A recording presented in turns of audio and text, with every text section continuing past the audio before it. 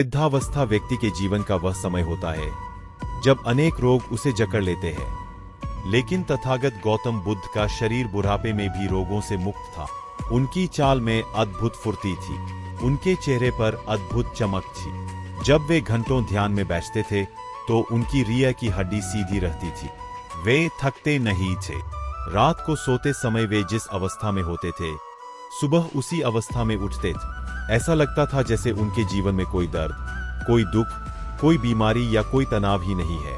उनका हर शिष्य ऐसा ही जीवन जीने की कामना करता था। एक दिन तथागत के एक शिष्य ने तथागत से एक प्रश्न पूछा। उसने कहा, हे तथागत, एक साधु का पूरा जीवन भिक्षा पर ही व्यतीत होता है।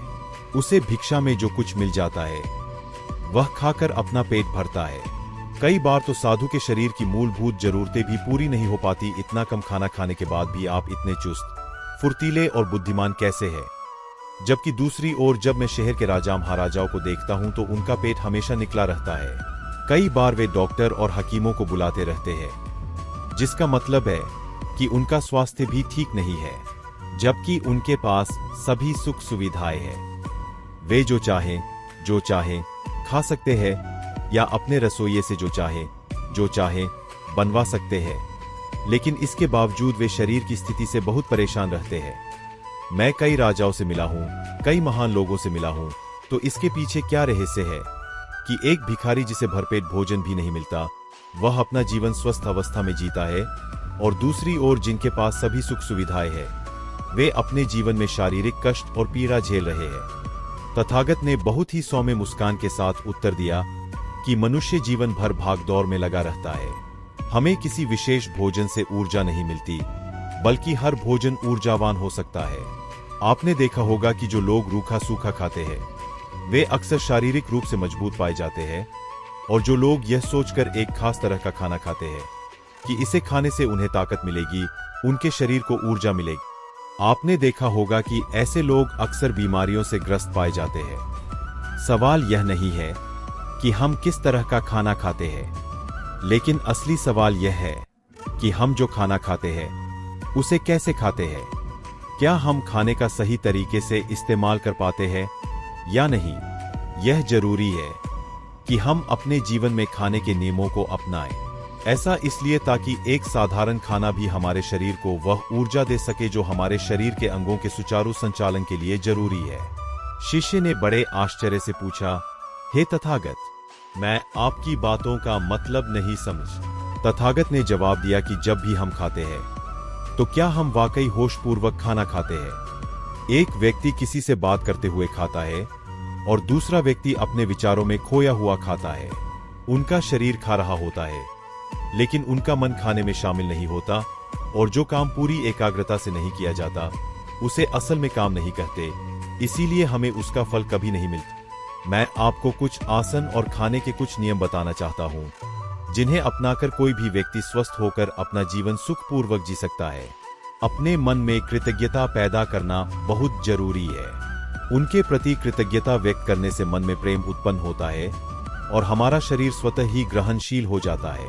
तीसरा नियम जो हमारे शरीर की कई बीमारियों को खत्म कर देगा वह है सूर्यास्त के बाद कभी भी भोजन न करना। रात को भोजन करने से हमारा शरीर उस भोजन को पचाने के काम में लग जाता है, लेकिन अगर हम रात को अपने शरीर को कोई काम न दें तो वह हमारे शरीर की बीमारियों को खत्म करना शुरू कर देता है। हमारे शरीर में अपनी बीमारियों को खुद ठीक करने की शक्ति होती है, लेकिन पर्याप्त खाली समय न होने के कारण हमारा शरीर अपनी बीमारियों को ठीक नहीं कर पाता है। देर रात भारी खाना खाने से हमारा शरीर पूरी रात उसे पचाने में लगा रहता है, उसे कभी खाली नहीं होता। क्यों? हमारे शरीर में जो भी बीमारियां पैदा हो रही है, हमारा शरीर उन्हें खुद ठीक नहीं कर पाता है। आप सूर्यास्त के आधे घंटे बाद या उससे पहले खाना खा सकते हैं, लेकिन रात में खाना खाना शरीर के लिए हानिकारक हो सकता है। तथागत ने आगे कहा कि अच्छा भोजन वही माना जाता है जो हमारे शरीर के साथ साथ हमारे मन को भी प्रसन्न रखे। भोजन करते समय झगड़ालू रवैया रखना, ऐसी जगह पर बैठकर भोजन करना जो साफ सुथरी न हो, जो गंदी हो, या ऐसे व्यक्ति के साथ बैठकर भोजन करना जिसके विचार अच्छे न हो, तो इससे हमारा मन कभी खुश नहीं रह सकता। भोजन पकाने वाले व्यक्ति का प्रेम से भरा होना जरूरी है। अगर उसके मन में द्वेष, क्रोध या झगड़े की भावना है तो भोजन में भी उसी तरह के गुण शामिल हो जाते हैं। हर भोजन का अपना एक विशेष गुण होता है और यह गुण तब और भी बढ़ जाता है जब उसे इंसान के गुणों के साथ मिला दिया जा। गौतम बुद्ध ने अगला नियम बताया कि भोजन जितना आसानी से पचने वाला होगा उतना ही फायदेमंद होगा। साधारण भोजन को हमेशा आसानी से पचने वाला माना गया है, इसीलिए आपने अक्सर मुझे दाल भात खाते हुए देखा होगा, क्योंकि यह सबसे सरल भोजन है जो बहुत आसानी से पच जाता है और हमारे शरीर को ऊर्जा भी प्रदान करता है। और यह भी ध्यान देने वाली बात है कि जो भोजन किसी दूसरे जीव को यानी मांसाहारी को प्रताड़ित करके बनाया गया हो, उससे हमारा मन कैसे प्रसन्न हो सकता है। जिस जीव को मारते हुए प्रताड़ित किया गया हो और जिसे कष्ट दिया गया हो, आखिर उसके मांस में भी वही गुण पाए जाएंगे। इसलिए सादा शाकाहारी भोजन हमारे शरीर के लिए सबसे उपयुक्त है। खाने की अपनी एक विशिष्ट मुद्रा होती है। आपने मुझे कई बार खाते हुए देखा होगा, लेकिन हर बार मेरी खाने की मुद्रा एक जैसी ही रहती है। मेरी रीढ़ हमेशा सीधी रहती है। मैं शांत जमीन पर बैठकर खाना खाता हूँ, लेकिन जो लोग किसी कारणवश जमीन पर नहीं बैठ सकते, उन्हें हमेशा अपनी रीढ़ की हड्डी सीधी रखनी चाहिए, क्योंकि जब भोजन पेट में पहुंचता है, जब हमारी रीढ़ सीधी होती है तो वह हमारे पेट में बहुत आसानी से पहुंचता है। और अगर हमारी रीढ़ मुड़ी हुई होगी तो हमारा पेट भी सिकुड़ जाएगा, जिससे भोजन नली के माध्यम से हमारे पेट तक ठीक से नहीं पहुंच पाता है। तथागत ने अपने जीवन की एक घटना सुनाते हुए उस शिष्य से कहा कि एक बार एक सम्राट मेरे पास आया। वह अपने पेट से बहुत परेशान था।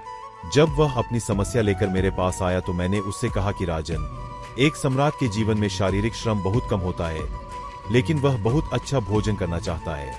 इसीलिए धीरे धीरे उसके शरीर का वजन बढ़ने लगता है, क्योंकि जब हम भोजन करते हैं तो शरीर से उतनी ऊर्जा का निकलना आवश्यक होता है, अन्यथा वह ऊर्जा हमारे शरीर का विस्तार करना शुरू कर देगी। इसीलिए उस सम्राट का पेट बहुत निकला हुआ था, तो मैंने उसे सलाह दी कि सबसे पहले अपने भोजन बनाने वाले रसोइये को कहो कि वह ज्यादा मिर्च मसाले वाला भोजन न बनाए और भोजन हल्का रख। अगर शारीरिक श्रम करना ही है तो ऐसा भोजन ही खाओ जो हमारे शरीर को ताकत दे। लेकिन अगर आप खाली बैठकर देसी घी या मांसाहारी भोजन खाते हैं तो उसे ग्रहण करने के लिए शरीर को भी मेहनत करनी पड़ती है। अगर आप मेहनत नहीं करना चाहते तो इस प्रकार का भोजन करना छोड़ दो। हल्का भोजन करो, सादा भोजन करो, कम मसाले वाला भोजन करो, ताकि आपके पेट में कोई रोग या कोई समस्या उत्पन्न न। शिष्य ने हाथ जोड़कर तथागत को बड़ी विनम्रता से प्रणाम किया और कहा, हे तथागत, हमें कैसा भोजन करना चाहिए यह तो सभी बताते हैं, लेकिन भोजन करने के नियम क्या है? भोजन कैसे खाना चाहिए? उसके लिए कौन से आसन हैं? यह सब आपने आज मुझे बहुत अच्छे से समझाया है।